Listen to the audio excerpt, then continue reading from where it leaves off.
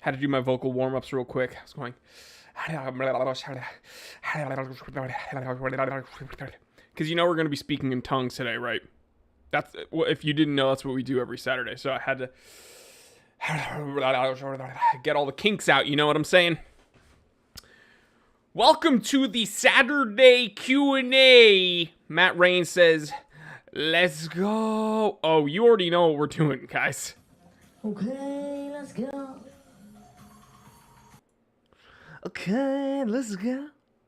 That will forever be the best sound clip to ever hit the internet. Okay, let's go. Best time of the week hanging out with all my dudes and dudettes. Let us see who is here. Hold on. The Cars and Watch says, yo. Jeff Ott. Dude, EM, certified T3 bot. Matt Rain, certified T3 bot. Antonio. BH, Big Beard Viper. Lone Wolf McQuaid. Oh, we got some. Okay, we're getting some regulars. Briar Blue, certified T3 bot. Heck yes. So, this was, dare I say, a tumultuous week. We brought up some things. I don't know if I could consider them controversial topics in the watch world. Let me. I'm looking at what we uploaded this week. So, two things. First being the elephant in the room, other than myself.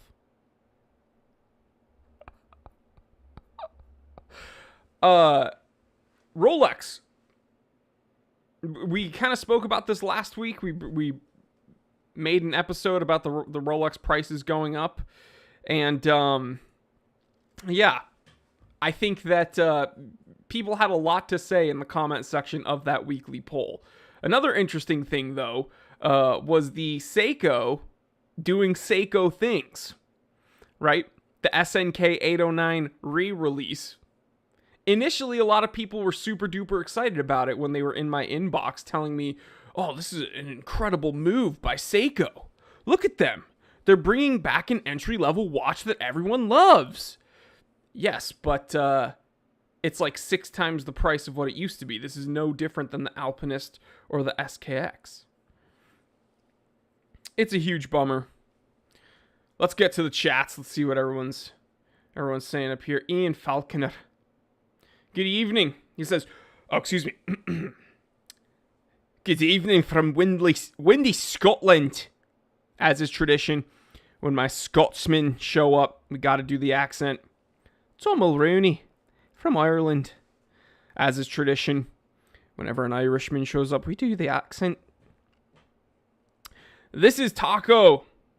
Alistair. Matt Rain. Certified T3 bot getting snowed in this blizzard in New England right now. I have no choice but to watch the stream. That's right, you are stuck. You are stuck. Johnny Watches. I love the little praised, appreciated watch brands episode. Was a great one. Shai says, Shabbat Shalom. Good Shabbos, everyone. Burger Slayer. Certified T3 bot. Yeah, you know what? Another thing I wanted to bring up this week, people were surprised that I, conceded that I was wrong about Squale. They were like, well, okay, here's what happened. Some people were surprised that I was able to amend my opinion, but that's like life, right? Excuse me, I'm bumping my microphone. Like, the more you learn, the more your perspectives change. If you don't change your perspective when you get more information, then you're an idiot. So, yeah, some people were trying to call me out like, oh, he didn't like Squale before, but now he does. What an idiot. Well, yeah, opinions change. That's the first thing. So, Squale, I used to say never did anything better than Seiko didn't do already. However, after spending time with those two Squale watches, I realized that they actually are really impressive. Are they entry level? No. Do I like their homage offerings of the Rolexes? Not really. They're not as interesting to me. This Blancpain 50 Fathoms vibe I got from those Corso Italiano watches were really, really interesting, especially because, for those of you who don't know, Squale used to make cases for the OG 50 Fathom. So there's some history between those two brands, which is really, really cool. So that was the first thing. And then, the Seiko doing Seiko thing. So I kind of wanted to ask you guys what your thoughts are on Seiko bringing back a watch that used to be hyper entry level, but then is, 6 times the price of what it used to be. Can we really consider it hyper entry level at this point? Matthew Edwards, any future mods for the Porsche? You guys already know how working on cars works. You're never done, right? So suspension's all dialed in, tune, exhaust, wheels and tires, GT3 Euro Cup seats, numeric shifter. Probably the next thing I'm going to do is put in the half cage and harness, because that would just be badass to go with the GT3 Euro Cup seats, but whatever. Bob asks, what you think Seiko Flightmaster, mate? I've already done a review on it. I don't know if any of my moderators are here, but if someone could leave a link to the Seiko Flightmaster review, I actually reviewed it like 2 weeks ago, mate. So Bob, you gotta check out the episode, because I was actually quite impressed by it, and that probably is the last bastion of Seikos that are like spec monsters for under $500. The catch is that they don't produce it anymore, so the only place to get it obviously is gray market, and the supply will eventually run out. But if one of my moderators could, you know what, let me write to the mods on Discord. Guys, if you want to join the Discord chat, please hang out.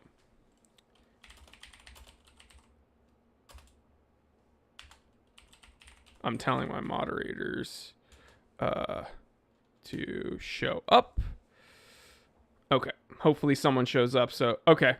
Sam Ray's here. Sam, moderator, can you please link the, what was it? Flightmaster review. Yes, the Seiko Flightmaster review. If you could link that to the chat, that would be awesome. Demon from Serbia, what's going on?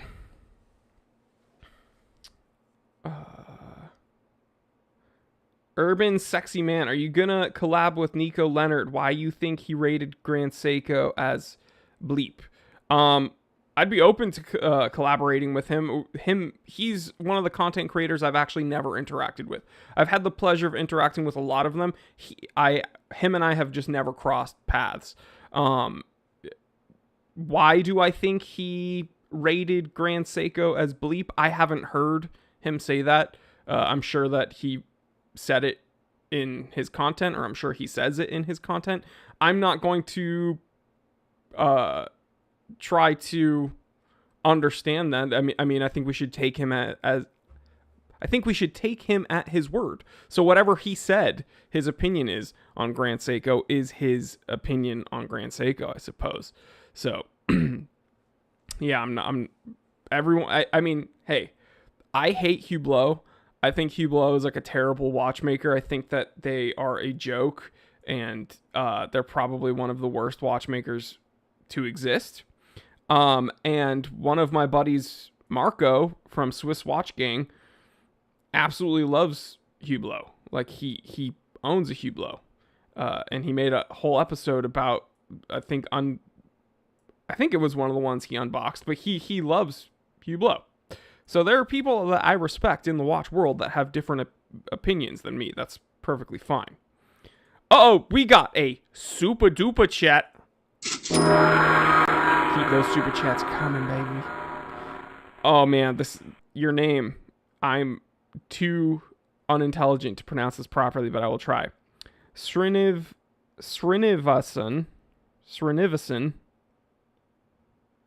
I'm so sorry. I'm just going to call you Sri. I'm a first-time buyer, and your channel helped me a lot. Almost encyclopedic. Also, almost encyclopedic. Excuse me. See, I can't even read English. Any suggestions for under 250 automatic 3638? Man, that's a difficult. Those are difficult stipulations. Has to be under 36 millimeters or 36 to 38 millimeters, under 250. The closest you're going to get to that is a Bambino. However, a Bambino is a bit over 38 millimeters, unfortunately. Yeah, the closest you're going to get is a Bambino. Vaughn, Breitling Navitimer or Omega Speedmaster? I own both. I love both. I think they're incredibly different. Here's why. Although they both have really, really rich histories, and they've both done really cool things, the Breitling Navitimer is much, much busier of a watch. There's so much more going on. It is so involved as far as the dial and the slide rule and the registers, because the Navitimer is a triple register. And then you have all the markings for the calculations on top of that. Whereas the Speedmaster is much, much simpler as far as the registers. No crazy slide rule. If we're talking about the classic Speedmaster Professional, matte black dial, very, very clean. If someone said, here's a Navitimer, or here's your Navitimer, here's your Speedmaster, you have to get rid of one, I would get rid of the Navitimer and I would keep the Speedmaster. I think the Speedmaster is just, I don't want to say the perfect chronograph, but like when you think chronograph, you think Speedmaster, at least for me. So yeah, I own both. I love both. Gotta go with the Speedmaster. Absolutely love it. Let me see. Kunjin 11. Can you wear a watch, diver? So he's asking about a dive watch, over your jacket when skiing, or is it a big no-no? It depends on the strap. If your strap accommodates it and it's not so tight that it will cut off circulation, because believe me, I remember from skiing, if your boots are too tight, if you ratchet them up too tight and you don't get good circulation, your feet will get super duper cold. So the same thing goes with your hands, right? If you're bunching up a ton of material to fit under that diver bracelet and it gets super duper tight on your wrist, your hand is going to get super cold. But if you have it on a NATO strap where you have a ton of excess material, yeah, do it. I went up to Lake Tahoe a couple years ago. I had full parka, everything, because it was like 9 degrees out. And I had my Boulder Expedition Mount Sinai on a NATO strap, and I wore it over my parka sleeve. That's part of the fun. That's why we have this equipment, right? That makes it fun. Syed says, does Loom actually matter in your opinion? Absolutely. It definitely matters. It's part of the package, right? That's like saying, does the handset matter? Do the indexes matter? Does the date complication actually matter? Yeah, if it's on the watch, it matters, because that's something that you're going to be interacting with. That's something you have to take into consideration. So, Loom definitely matters, and it's something, it's something that is in my mind. Applying Loom to a watch. Now, I'm not a watchmaker, obviously, but in my mind, it is something so simple, yet so consistently messed up. All right. It's something that is not very involved, right? Like, they already did the hard part. The watchmaking as far as all the mechanics, that is the hard part. They've already done that, and typically they excel. Like, typically there's not an issue with that part.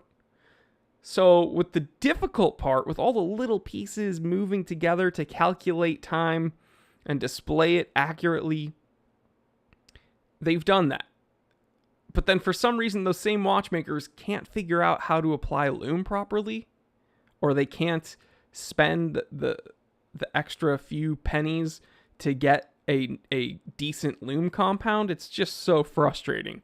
And honestly, I don't know if I've ever brought this up. I've mentioned that my Oris Big Crown Pro Pilot had bad Loom. This was the Series 1 before they did the remake with the better, like, bolder applied indexes. I've mentioned it had bad Loom, but what I don't think I've ever, like, articulated on this channel was part of the reason I got rid of that watch, I sold that watch, was because the Loom was so bad. It was one of the worst glowing watches in my entire collection, and the frustrating thing was that I wore the watch almost every day. I loved that watch. It's such a good tool watch. It's such a perfect pilot's watch, but then the Loom was so bad that it like ticked me off, and I got rid of it. By the way, we have been on for 16 minutes. It is time. You guys, what time is it? I know I'm the time teller, but what time is it in the stream?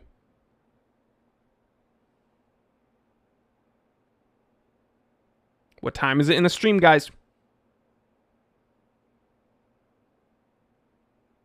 That's right, wave time. Guys, I understand. All right, comment section, please spam the comment section with waves. We got to wave to the people at home. Because let's face it, not everybody knows that we do a live stream every Saturday morning, 11:30 a.m. Pacific. Even though we mention it every single week, and we've been doing it for like the past 4 years. I understand that people have jobs, people have their personal lives, people have interpersonal relationships, whether it be with a significant other, with friends, maybe it's, you know, I'm not going to judge. If you have platonic relationships, if you're like polyamorous, if you're whatever you are, you have a bunch of relationships with people and you can't have this relationship with us here, I get it. Maybe you live in a different part of the world, maybe you have a job, maybe, look, I don't know what you're doing, but you're not here. And I've heard every excuse in the book, and you know what? I don't care. You should be here every Saturday with us, 11:30 a.m. Pacific, to hang out. But what I will say is we're happy you're here watching the recorded section, because we get on average 3,500 views on the recording every week. So we just wanted to wave to you, say we love you, we see you, we acknowledge you, thank you for being here. But next week, we'd love to see you live. All right, back to the live stream. Okie dokie. Anik Chowdhury, is there money to be made selling watch straps? I suppose. I mean, there's multiple businesses doing it. So if there wasn't money to be made, that no one would be selling them, right? Urush, looking to buy my first mechanical watch. Is Orient Bambino any good? Please link my review to the Orient Bambino Small Seconds, moderator. Ian Falconer says, looking to buy a dress watch, Jory. And thinking about the Beaufort Salmon. Looks so cool. Or is there anything I should consider? My accents aren't on today, guys. I'm gonna be honest. You know what? I'm gonna hit myself with a, and then. That's right. I'm gonna ban myself, guys.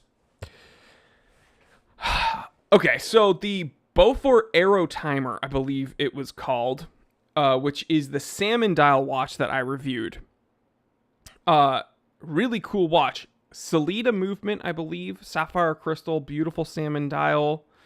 The Beaufort. Excuse me, I think I said Beaufort. Beaufort.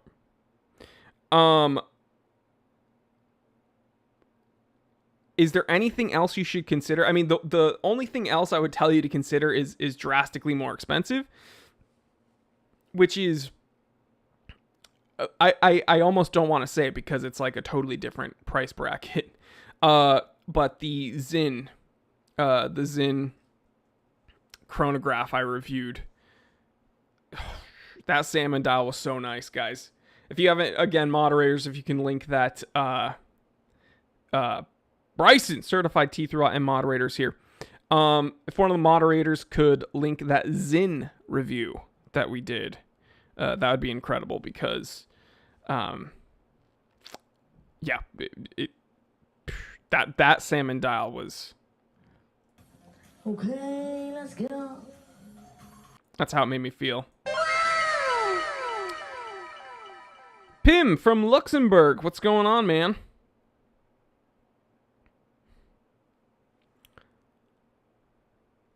Reading comments. Saeed, would you ever make your own watch like Long Island Watch? Probably. I mean, I don't want to make a definitive answer, but as it is right now, probably not. I have much more fun learning about and finding watches that more competent people have made. I'm not a watchmaker. I'm not going to pretend to know anything about that. I mean, I know what I like, but as it is right now, I have more fun learning about watches from competent watchmakers. I have fun learning about watches from incompetent watchmakers as well, but I'm probably, that's not what I'm interested in at the moment, but who knows what the future may hold. Bryson, the moderator, has a link to the Zin salmon dial. Reading comments. Abu has a question about a Presage SRPE 43J1. We're going to go ahead and take a look at this. This is the first one we are going to look at together. Oh, okay. Let's share a screen with each other, shall we? Okay, so here is the SRPE 43J1. Look at that dial. If there's something Seiko knows how to do, it's textured dials, man. I'm telling you. Gorgeous blue. It's kind of almost a fume, how it gets lighter towards the spindle and kind of dimmer, smokier towards the chapter ring. Gorgeous watch. Let's take a look at this. Look at that. Yeah, gorgeous. I don't think you're going to go wrong. What does that have? The 4R movement, probably. Yeah, 4R35. See, here's what's frustrating. Can I rant? Can someone give me the green light? By the way, guys, while I'm ranting, what's up, LTQD? What are you sipping on? Let me know in the comment section. This is a huge glass of cold brew. Sipping on some, actually it's decaf cold brew because I cut out caffeine 2 years ago. Dab. So yeah. Ooh, LT. Oh wait, I thought LT was saying that he was sipping on a Negroni, but he's talking about the Seiko Negroni. So yeah, let me know what you're sipping on, guys. As is tradition, we need to know. People are. Leave me a green light in the comment section. Spam green light if I can rant.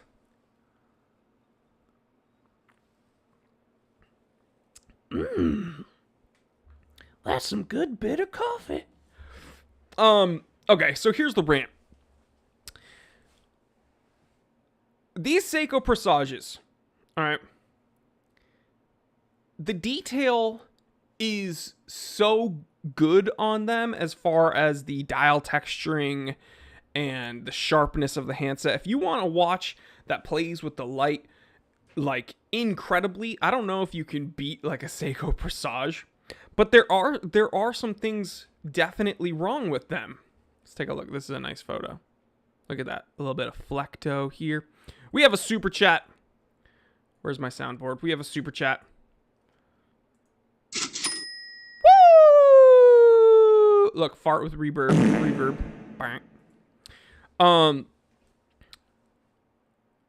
Carson says Jory's next watch. Cartier Santos Dumont Salmon Dial. I know you want it. Haha, living vicariously through you. Hope you're doing well. Thank you so much, Carson. Man, who can beat a salmon dial Santos? Yeah, I wouldn't mind that as my next watch, actually. Beautiful watch. So, okay, ranting continued. There are some things wrong with the Seiko Presage line when we're talking about these cocktail times. The first thing wrong is that they are too thick. They are thick boys. All right, so people used to complain about the diameter being too large, and it's funny. I'm usually the one complaining that the diameters are too big on these modern dress watches. That so much didn't bother me because the dials were so nice that I was fine with them being a bit oversized. The bigger thing that bothers me is that they're too thick. So I wore one to Gatto, my editor's wedding, in July. All right, I wore my Sari 082, SARY 082. It's the rose gold tone Presage with that gorgeous dial. And one thing that bothered me is it is a bit too thick to slide under a dress cuff. It's just not as comfortable as like my Cartier would be or as my Reverso would be. The thing is that I didn't want to bring my Reverso through airport security and this and that and have it bouncing around and then like wearing it random places in Utah. I just didn't want to bring it with me. So I brought my Presage, which was just an easier watch to wear. So that's the first thing wrong, is that they're too thick. Second thing wrong is that these 4R movements, they're fine. They're perfectly fine. But they're 21,000 beat movements. Okay, what does that mean? It means that it has the same beat frequency as like a Seiko SKX. Okay? It's nothing really special. Yes, it has hacking hand wind. It's accurate. But we need... Is it too much to ask for a 28,000 frequency movement? Like, come on. 28,800. Let's make it happen, Seiko. You have the capacity to put in some higher beat movements in these watches. Yeah, that's a little rant about these Presage watches. They have the detailing, but they shouldn't rest on their laurels. They should give us better movements. We have a super chat. Sri says, hot coffee in a storm. That sounds good. It was actually pretty gloomy out today. Kind of chilly this morning. Went for a little drive in the 911. And I'm drinking cold brew. I should probably drink some warm or hot coffee, but I'm an idiot, so. Psycho Fu, certified T3 bot, says Jory is a sucker for rose gold. LOL. Not really. I'm a sucker for yellow gold and white gold right now. I think I had my rose gold phase. The truth is, Connie got me that Sari 082. It was a surprise. She got it for me Christmas, or was it 2016? No, it didn't come out in 2016. It was either 2017 or 2018. She got it the Christmas season. She gave it to me for Hanukkah. But yeah, I think I'm honestly a more of a sucker for yellow gold right now. I think that the rose gold fad has overstayed its welcome, in my opinion. The Pigs Insta Blankets certified Teetherbot says, that's why most dress watches are manual wind. Amen. Amen. Like, we need to get back to manual movements. I know watchmakers don't like doing it because they think automatics are the most impressive and they need to have a decorated spinny thing on the back of it. Hand wind movements are perfectly fine, guys. Let's bring them back. Let's do it. Psychofu certified T3 bot says, my Kamasu slides under a cuff, but it's not dressy. Yeah, that's because you wear wizard sleeves. I know you. You wear it like a cloak, you dang Sith Lord. Don't lie to me.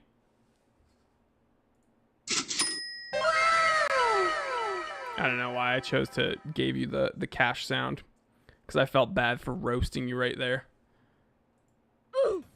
Okay, let's go. Bryson Haggart, certified T3 bot, says, I have to get in the car now. Y'all be good or I'll come find you. Uh-oh. Send another moderator to relieve you, please. Cowboy Swami, I prefer 21K beat movement because less friction, longer intervals.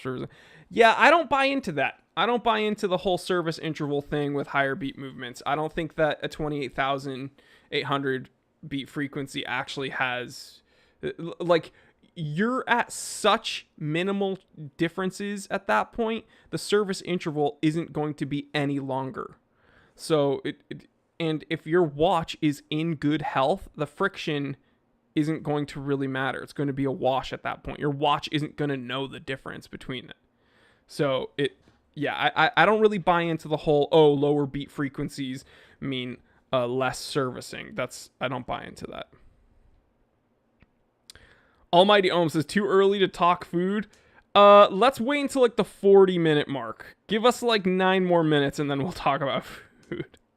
You know, the way this live stream works for any new viewers out there is we typically argue about watches for like the first half hour. And then Bad Matt usually shows up at some point and derails us and like we start arguing about anime. And then the whole end of the live stream ends up being talking about like junk food. So I mean I'm all for it. We got a super chat. London Timepieces. Do you like the new Cartier Santos more than the previous Cartier Santos? Love the channel, by the way. Thank you so much. Okay, there's a few things that Cartier did well with the newer Santos. And let's see, you know what, I'm going to pull up a picture and I can show you the ones that I've made an episode talking about them in 2021.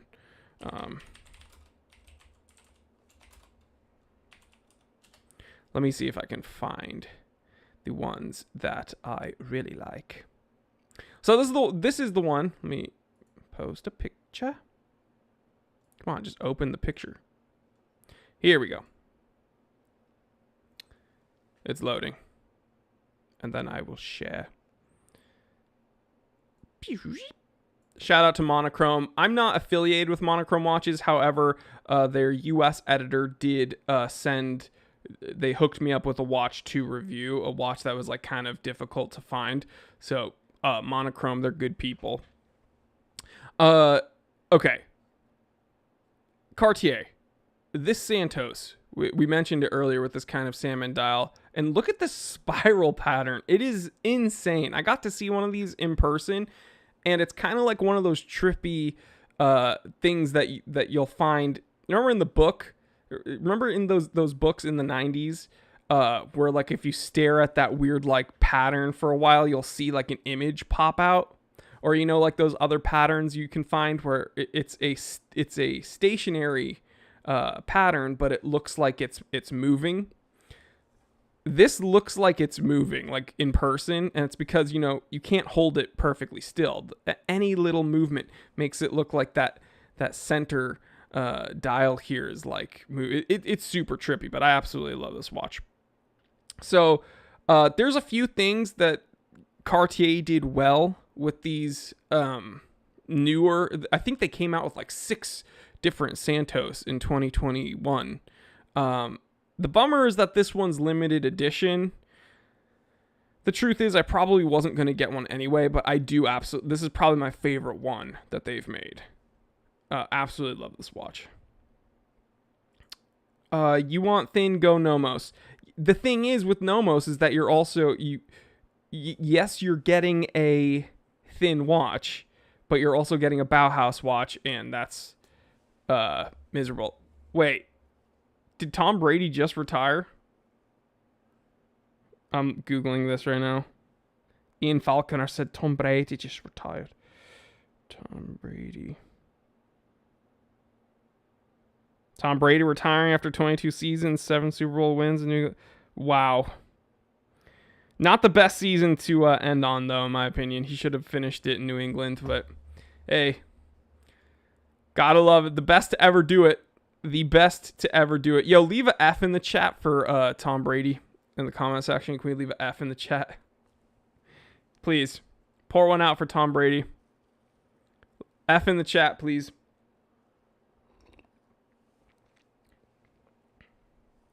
Not a great season to end on. Breaking news on the Time Teller channel. Spam F in the chat, please, for Brady.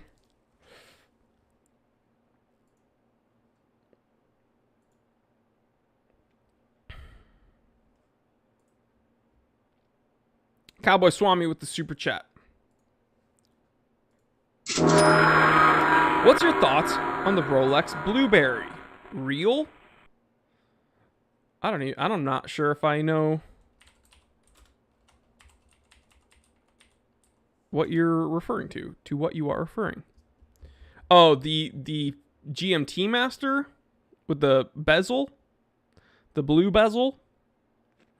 It's not my favorite. I see pictures of this on Instagram.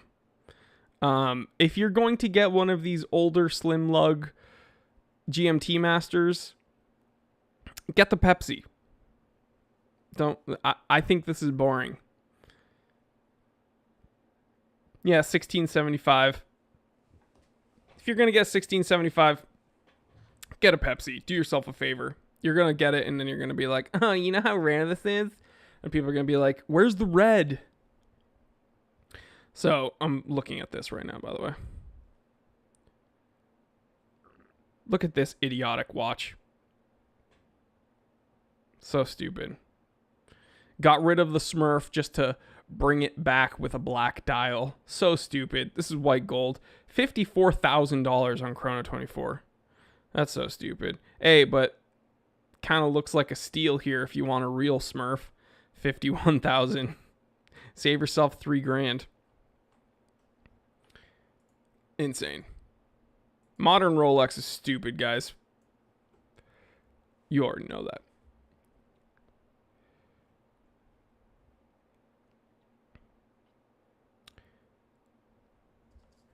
Jimmy, do you think the higher priced Hamilton Khaki is worth the extra money over the one with the Asia made ETA? I have the one with the ETA movement. I don't think their ETA based in-house one is any better because they're both ETA based. So it's, yes, Swatch Group owns ETA, but the Hamilton in-house one is still ETA based. So they're like, no, I don't think that the price increase is worth it.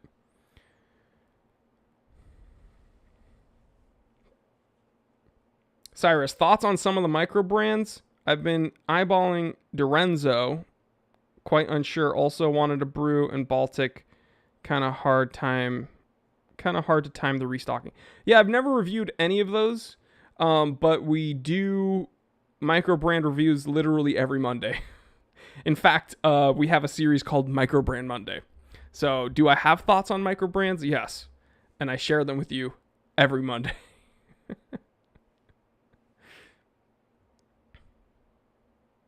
Thank you for spamming F in the chat. Really do appreciate it. We got another super chat. Any opinion on Jacob & Co. Bugatti? Chiron.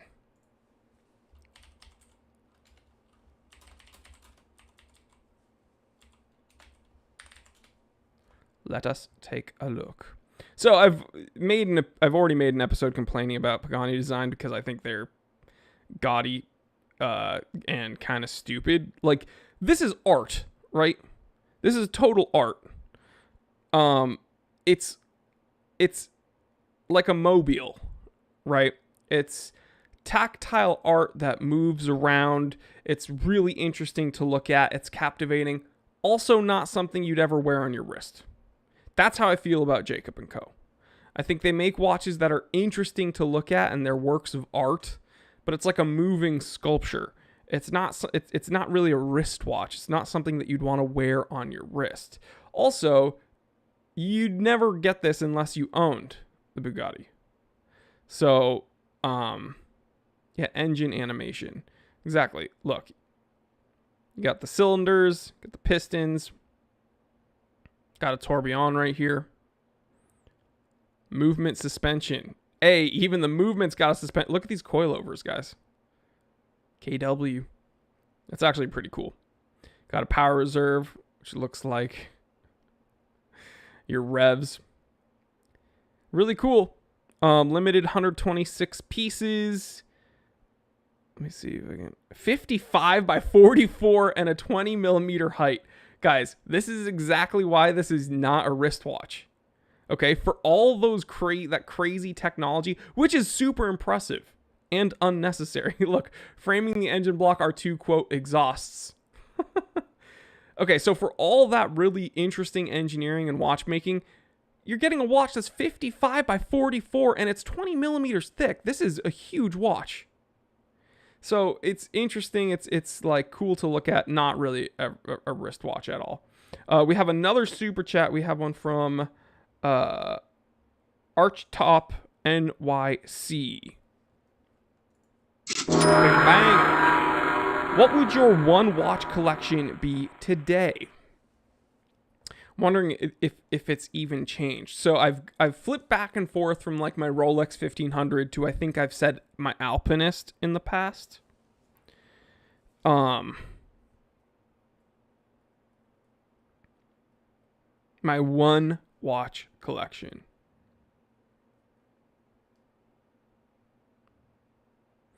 So this is bizarre, but the watch that I've been wearing the most lately has been my G-Shock Neo Tokyo. However, that is not what I would pick for my one watch collection because it doesn't really do it all, right? It's not like can't dress up. It's not the most versatile watch in the world.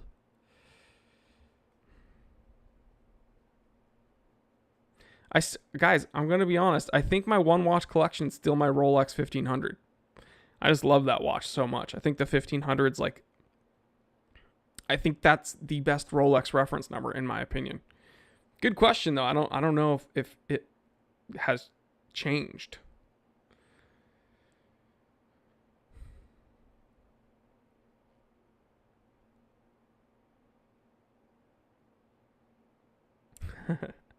Would have to be Hublot without a doubt. Okay, banned.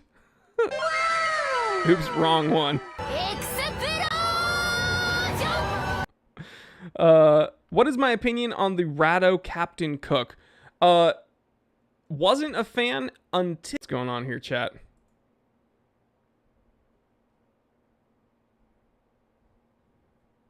Okay, we're back. We're back. We are back. Yes, the high tech. Okay. No. I'm here. Can you guys see me? Says I'm here again. My internet kind of messed up. I think Hublot ruined everything. So I wasn't interested in the Ratto Captain Cook ever until the high-tech ceramic came out. This is like such a pretty watch. Look at that. So beautiful.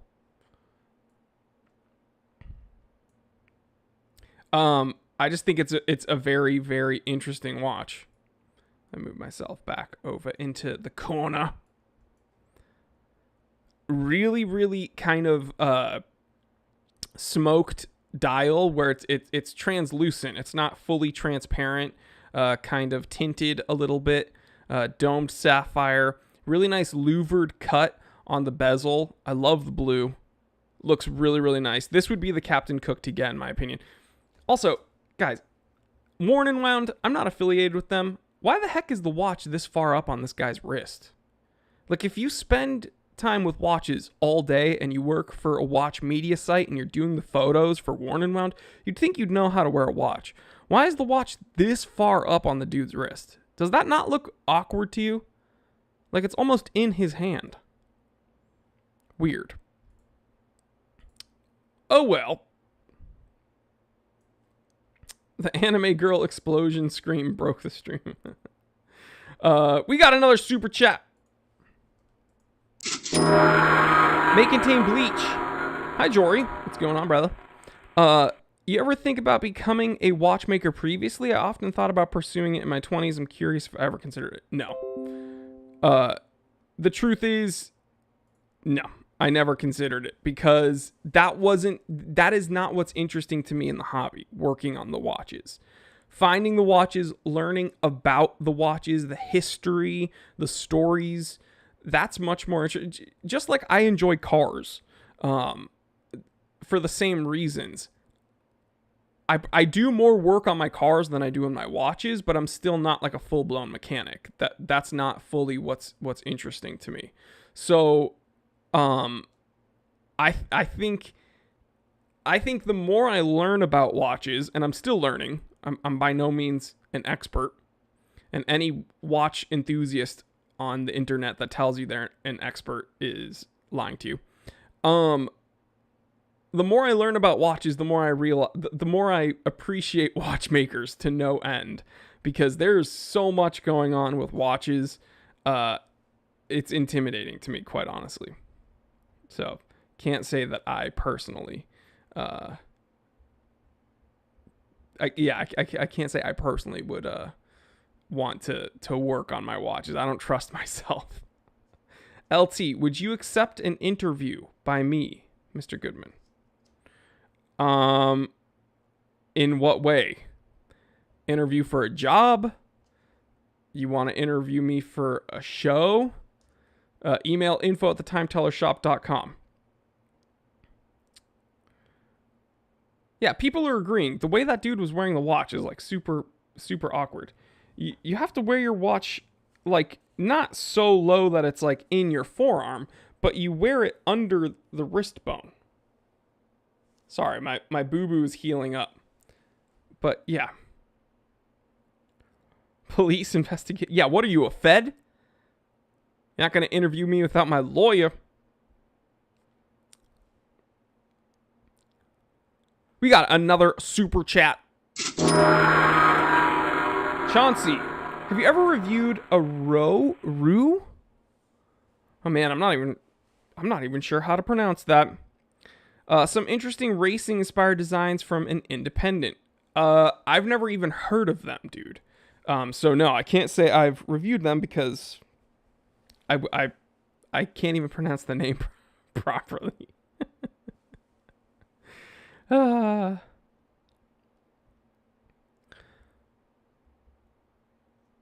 Big bearded viper. Some people just wear their watches wrong. No, you can wear your watch however you want. I'm just saying that it looked kind of awkward. I mean, dude, people write to me to no end saying that I wear my watch on the wrong wrist, but literally I wear my watch on the right wrist. So I don't know what they're talking about. I missed a super chat. Oh, okay, my bad. We have another super chat. Whoop. Thank you guys. My moderators aren't here right now, so no one's keeping track of this except for you guys. So I really do appreciate it. From Divine Insurgent, what are your thoughts on the Baume & Mercier Riviera? 106.16 with the blue sapphire dial. I think it's a great value for the money. Pull up official site. Pull up.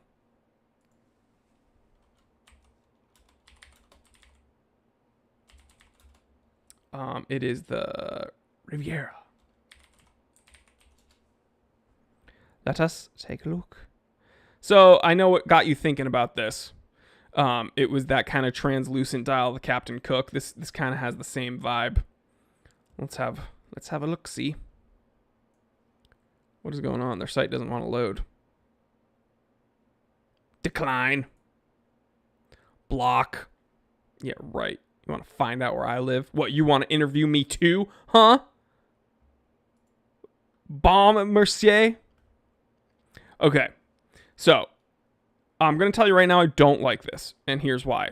Dial looks really cool. I like that there's like this kind of wave pattern here.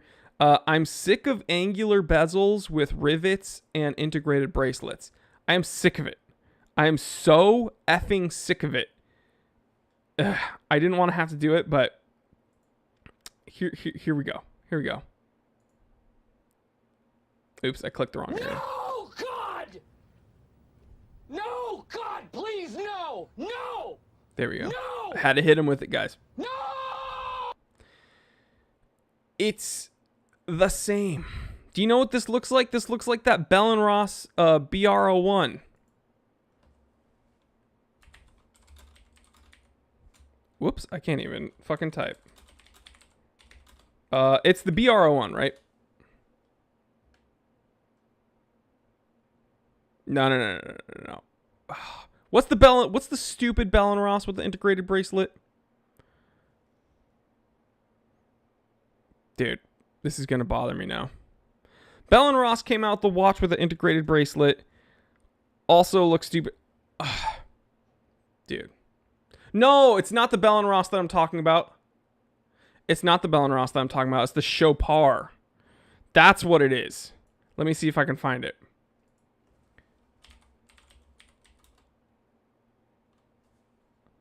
Man, I forgot the reference. This is going to bother me. But I already found it, so don't worry about it. It's that stupid Alpine Eagle. Okay, I'm going to blow your mind real quick. Y'all ready for this? Okay, so check out this Chopard Alpine Eagle, right? We got an industrial bezel and an integrated bracelet. Now we're going to switch over here. Whoa. What? Double vision. You see what I'm saying, guys? Do you see what I'm saying? It's not like a spitting image. I'm just saying, like, okay, this is more Royal Oak vibe. Integrated bracelet, but because of the overall shape, it also kind of just reminds me of the Chopard. Not a fan.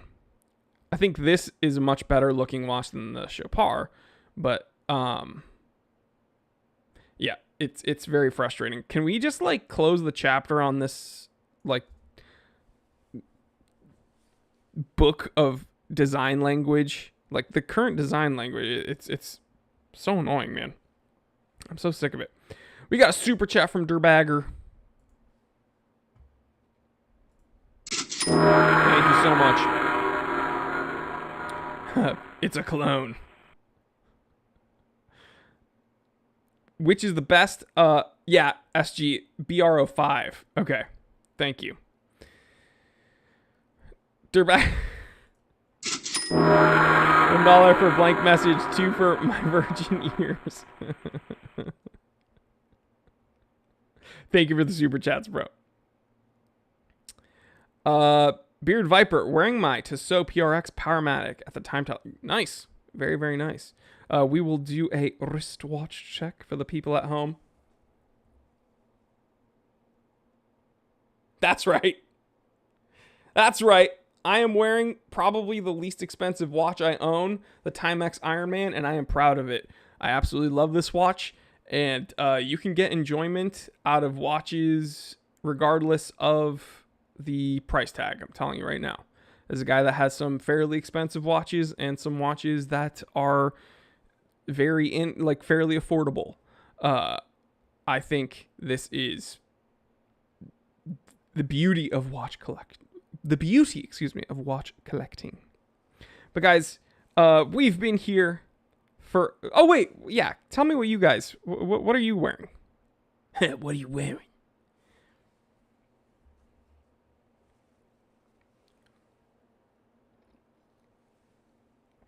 The Timex Teller. Sometimes I forget that the Iron Man is a Timex. But it is. David says, I'm wearing nothing. Naked. No watch, I mean. Oh. EM, certified T-Throughout Bulova Lunar Pilot. The Pigs in the Blankets is unfortunately wearing an Apple Watch. Didn't think I'd ever have to do this to you, but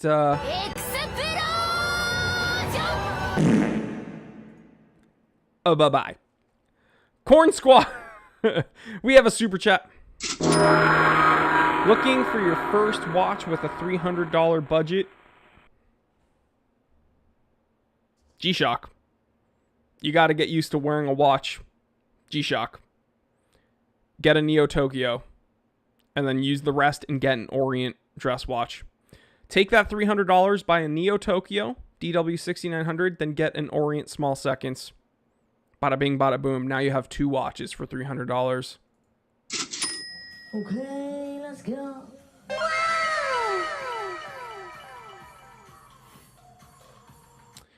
Certina DS Podium John is wearing.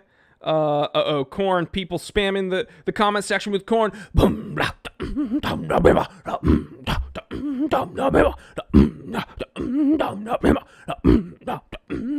Go.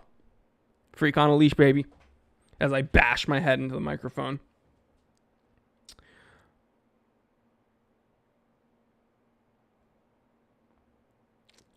Stephen Lee wearing a Vostok Amphibia. A is wearing an SMP 300. Patata is wearing a Speedmaster. Diago, a Seiko Monster, 4th gen Patty. Let me see. Isaac's wearing a Citizen Pro Master.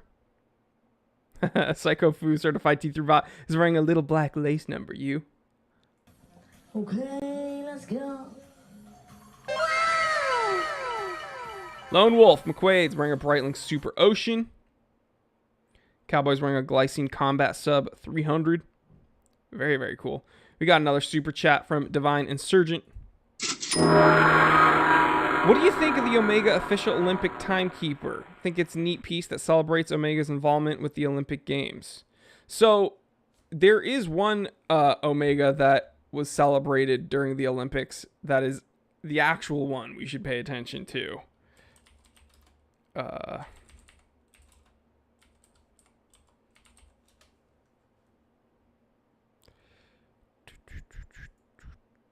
Real quick. And it is technically a Seamaster, which is really, really weird, but let me find a good picture of it.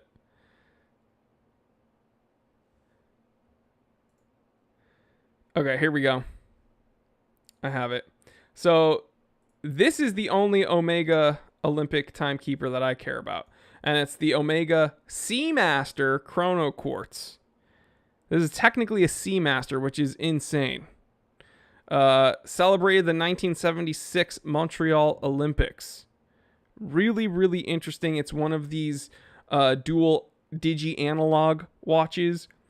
Famously, Omega also made one of these Omega made a ton of these analog digital watches during the quartz crisis. They made one that was famously a reverso, essentially. So one side was digital, the other side was analog.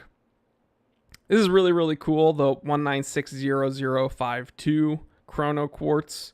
This is my favorite Olympic Omega. I think this is badass. If I could have one, it would be this one, personally.